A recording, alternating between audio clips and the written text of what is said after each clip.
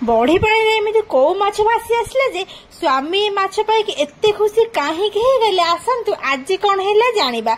आमे सब बाहर अच्छु स्वामी किसी काम थिबारु गाँ को जाइथिले आपण माने भी जानिछंती एबे चारियाडे बन्या हो जाइछि बन्या हेथिबारु पोखड़ी गड़िया सब पानी पसिकी फुल हो जाइछि आ माछ जाक सब बाहर केमते बिल बाड़ी रे सब पळि आछंती।